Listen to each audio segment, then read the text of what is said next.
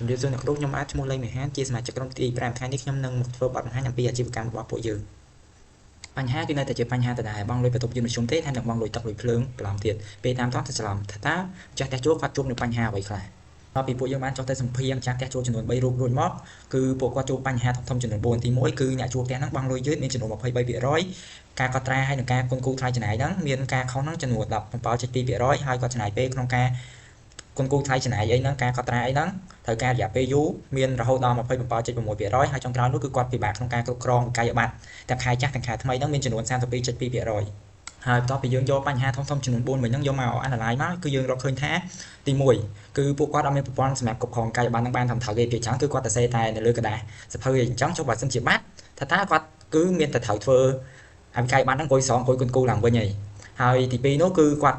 ់ត្រូវចំណាយពេលយូរក្នុងការគុណគូដូចជាថ្លៃទឹកថ្លៃភ្លើងអញ្ចឹងគាត់ត្រូវយកអំណាចថ្មីដល់អំណាចចាស់ហើយត្រូវគុណនឹងថ្លៃក្នុង1គីឡូអីជាដើមហើយចុងក្រោយនោះគឺគាត់អត់មានប្រព័ន្ធសម្រាប់ demand ទៅដល់អ្នកជួលផ្ទះថាត្រូវដល់ពេលបង់អីអញ្ចឹងនៅពេលដែលត្រូវដល់ពេលបង់បន្ទាប់ពីគាត់គូថ្លៃចំណាយអីហ្នឹងហើយគឺគាត់ត្រូវយកកន្លះហ្នឹងយកទៅដើរប្រាប់ម្ចាស់យកទៅប្រាប់អ្នកជួលផ្ទះហ្នឹងម្ដងម្នាក់ចុះបើសិនជាករណីដែលម្ចាស់ផ្ទះហ្នឹងអ្នកជួលផ្ទះហ្នឹងក៏អត់នៅអញ្ចឹងគាត់ត្រូវសៀទុកចោលនៅកន្លែងទ្វារអញ្ចឹងចុះបើសិនជាបាត់បើសិនជាបាត់គឺគាត់មានតែត្រូវធ្វើសរសេរវិក័យប័ត្រហ្នឹងឡើងវិញហើយបន្ទាប់ពីយើងបានដឹងអំពីបញ្ហារបស់ពួកគាត់ដែលជួបប្រទះហ្នឹងមករួចពួកយើងបានបង្កើតនៅកម្មវិធីមួយដែលមានឈ្មោះថា Smart Boat ដែលជា Telegram Bot ដែលវាជួយឲ្យម្ចាស់ផ្ទះជួលហ្នឹងគាត់ងាយស្រួលក្នុងការគ្រប់គ្រងវិក័យប័ត្រដូចជាថ្លៃទឹកថ្លៃភ្លើងថ្លៃផ្ទះជាដើមហើយមួយទៀតវាជួយឲ្យមានភាពងាយស្រួលរវាងម្ចាស់ផ្ទះជួលហើយនិងអ្នកជួលផ្ទះគឺម្ចាស់ផ្ទះជួលហ្នឹងគាត់អាចគណនាថ្លៃទឹកថ្លៃភ្លើងហ្នឹងដល់ងាយស្រួលដោយគាត់ទៅបញ្ចូលចំនួនគីឡូថ្លៃទឹកថ្លៃភ្លើងហ្នឹងទៅគឺ Smart Boat របស់យើងហ្នឹងនឹងជួយគណនាឲ្យគាត់ហើយគាត់អាចចុចបញ្ជូនទៅគឺវានឹងផ្ញើទៅអ្នកជួលផ្ទះហើយអញ្ចឹងវាបង្កភាពងាយស្រួលគាត់មិនពិបាកដើរទៅជួបឬក៏អីដូចមុនទេហើយចុងក្រោយនោះគឺបានន័យថាវិក័យប័ត្ររបស់គាត់ហ្នឹងខែចាស់ក៏គាត់អាចនៅរក្សាទុកបានដែរហើយខែថ្មីនៅពេលដែលបញ្ចូលមកគឺក៏វារក្សាទុកបន្តទៀតដែរអញ្ចឹងជួយឲ្យរក្សាទិន្នន័យរបស់គាត់បានច្បាស់លាស់បើសិនជាករណីមានបញ្ហាអីកើតឡើងគឺគាត់អាចឆែកមើលឡើងវិញបានហើយនេះគឺជារបៀបប្រើប្រាស់របស់យើងគឺយើងអាចចុចចូលទៅដំបូងគឺយើងចុចយកពាក្យ start ហើយបន្ទាប់មកយើងយកពី app ទៅលើពី app ហ្នឹងគឺយើងអាចចូលប្រើក៏បានករណីបើសិនជាយើងធ្លាប់មានករណីហើយតែបើសិនជាយើងអត់ទាន់មានករណីទេយើងអាចចុចចុះឈ្មោះបន្ទាប់មកយើងបំពេញព័ត៌មានតាមតែគេឲ្យបំពេញហ្នឹងមកបន្ទាប់ពីយើងពេញហើយយើងអាចចុចចុះឈ្មោះពេលដែលចុចចុះឈ្មោះមកយើងអាចបញ្ចូលគណនីរបស់យើងវិញទៅយើងអាចចុចចូលប្រើបានហើយកន្លែងចូលប្រើហ្នឹងគឺយើងមាន function ចំនួន4ទី1គឺ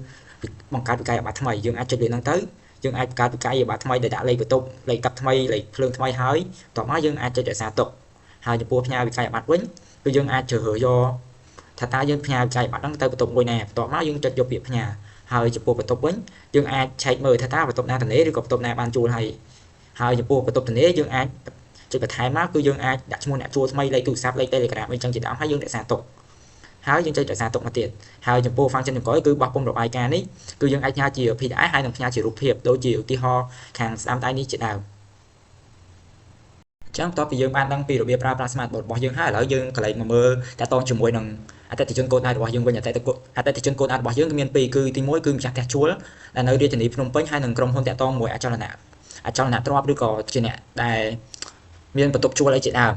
ដែលគាត់មានបំណងចង់ប្រើនៅកម្មវិធី Smart Boat របស់យើងដើម្បីមានភាពងាយស្រួលក្នុងការគ្រប់គ្រងថ្លៃទឹកថ្លៃភ្លើងថ្លៃផ្ទះហើយនឹងងាយស្រួលក្នុងការទំនាក់ទំនងជាមួយនឹងអ្នកជួលផ្ទះឲ្យកាន់តែមានប្រសិទ្ធភាពជាដើមមកដល់ចំណុចនេះថាតើមានកត្តាអ្វីខ្លះឬក៏មូលហេតុអ្វីខ្លះដែលម្ចាស់ផ្ទះជួលគាត់គួរតែប្រើ Smart Boat របស់យើងទី1នោះគឺវាជួយសន្សំចាយពេលវេលាបានន័យថាគាត់អត់មានពិបាកត្រូវគាត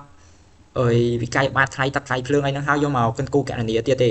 ហើយទី2នោះគឺមានភាពត្រឹមត្រូវដោយសារតែ Smart Boat របស់យើងគឺយើងបង្កើតនៅ system មួយដែលវាអាចគណនាបានត្រឹមត្រូវដោយគាត់គ្រាន់តែបញ្ចូលចំនួនគីឡូទឹកគីឡូភ្លើងទៅគឺវាគុណគូរឲ្យស្រាប់ហ្មងហើយទី2នោះគឺទី3នោះគឺមានភាពងាយស្រួលរវាងអ្នកជួលផ្ទះហើយនិងម្ចាស់ផ្ទះជួលគឺគាត់តំណែងគ្នាតាមរយៈ Telegram ដែលជា platform មួយដែលមនុស្សជាច្រើនឥឡូវហ្នឹងប្រើវាអញ្ចឹងពួកគាត់ងាយស្រួលណាស់ក្នុងការតំណែងហ្នឹងហើយចុងក្រោយនោះគឺ Smart Boat របស់យើងគឺมันចំណាយថ្លៃពេលជាក្នុងការដើម្បីបានប្រើប្រាស់នៅ Smart Boat របស់យើងអញ្ចឹងធ្វើឲ្យអ្នកជួលធ្វើឲ្យអ្នកម្ចាស់ផ្ទះជួលភាគច្រើនហ្នឹងដែលគាត់មានបន្ទប់ជួលចាប់ពី10អីទៅហ្នឹងគឺគាត់អាចប្រើបានហើយបន្ទាប់ពីពួកយើងបានឲ្យម្ចាស់ផ្ទះជួលគាត់សាកតេស្តប្រើនៅ Smart Boat របស់យើងមកគឺពួកយើងឃើញថាអតិថិជនចំនួន66%គឺគាត់ពេញចិត្តនៅ Smart Boat របស់យើងព្រោះវាមានភាពងាយស្រួលហើយនឹងជួយគាត់បានច្រើនហើយចំពោះដៃគូប្រកួតប្រជែងរបស់យើងរកឃើញថា Smart Boat របស់យើងហ្នឹងគឺមានចំណុចលេចធ្លោជាងដៃគូប្រកួតប្រជែងរបស់យើងដោយសារតែ Smart Boat របស់យើងគឺប្រើនៅលើ Telegram ដែលមនុស្សភាគច្រើនឥឡូវគឺប្រើ Telegram ហ្នឹងជាប្រព័ន្ធទំនាក់ទំនងហ្នឹងសំខាន់ណាស់ឥឡូវហ ហើយចំពោះដៃគូគាត់បញ្ចេញរបស់យើងវិញភាគច្រើនគឺពួកគាត់មាន app ហើយនឹង website ដែលពិបាកដល់អ្នកម្ចាស់ផ្ទះជួលដែលគាត់មានវ័យរៀងចំណាស់អញ្ចឹងគាត់រៀងពិបាកប្រើហើយចំពោះ partnership របស់យើងវិញគឺយើងមាន4គឺមានខាងផ្នែក online payment ហើយនឹងមាន tool ចំពោះខាងផ្នែក online payment គឺយើងមាន APA Winbank ហើយនឹង True Money ហើយចំពោះ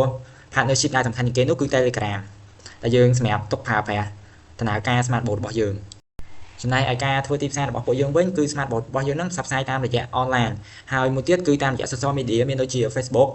YouTube TikTok អីជាដើមហើយចុងក្រោយគេនោះគឺការដែលម្ចាស់ផ្ទះជួលហ្នឹងគាត់និយាយប្រាប់ម្ចាស់ផ្ទះជួលដែលគាត់ស្គាល់ផ្សេងៗទៀតហ្នឹងថាវាងាយស្រួលប្រើអីអញ្ចឹងជាដើមវាមានភាពត្រឹមត្រូវអីអញ្ចឹងជាដើមហើយដើម្បីឲ្យអាជីវកម្មរបស់យើងឬក៏ Smart Boat របស់យើងនឹងអាចដំណើរការទៅមុខបានគឺយើងត្រូវការ team member ហ្នឹងចំនួន4ដែលមានតួនាទីដូចជាខាង finance manager បានន័យថាគាត់គ្រប់គ្រងថ្លៃចំណាយ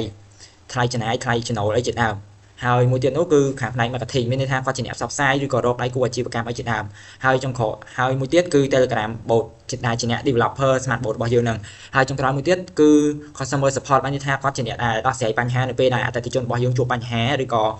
ទទួលយក feedback ហើយយកមកកែប្រែ Smart Boat របស់យើងឲ្យកាន់តែប្រសើរឡើងវិញសម្រាប់នៅពេលអនាគតឬក៏ពេលទៅមុខទៀតហ្នឹងគឺ Smart Boat របស់យើងមានគម្រោងពង្រីកទៅទូទាំងប្រទេសទៅតាមបណ្ដាខេត្តផ្សេងៗទៀតហើយមួយទៀតគឺយើងនឹង update Smart Boat របស់យើងហ្នឹងឲ្យកាន់តែមាន feature ឬក៏ function សំខាន់ផ្សេងទៀតដូចជាអ្នកផ្សេងៗហ្នឹងអាចចូលឆែកមើលទៅដើម្បីដឹងថាមានផ្ទះជួលណាខ្លះ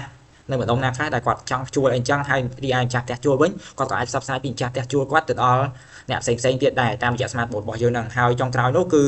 យើងនឹងពង្រីក partnership យើងជាមួយនឹងក្រុមហ៊ុនអចលនទ្រព្យផ្សេងៗជាច្រើនទៀតហើយចំពោះការប្រើប្រាស់ Smart Boat របស់យើងគឺចែកចេញជាពីរគឺម្ចាស់ផ្ទះជួលហ្នឹងគាត់អាចបង់ជាខែឬក៏ជាឆ្នាំក៏បានដែរដើម្បីទទួលបានសេវាកម្មរបស់ Smart Boat ហ្នឹងហើយមួយទៀតគឺ Premium Model ដែលន័យថាគាត់អាចប្រើនៅ function ផ្សេងៗទៀតដូចជា detail report អាច remind customer ឬក៏អ្នកជួលផ្ទះហ្នឹងថាដល់ថ្ងៃបង់លុយអីជាដើមហើយទាំងនេះគឺជា reference របស់យើងដែលយើងបានមកពីការចុះទៅសម្ភាសន៍ម្ចាស់ផ្ទះជួលចំនួន3រូបរួចមកហើយជាចុងក្រោយសូមអរគុណអ្នកគ្រូហើយនិងអរគុណអ្នកទាំងអស់គ្នាដែលបានចំណាយពេលវេលាស្ដាប់នៃការធ្វើបទបង្ហាញរបស់ក្រុមខ្ញុំ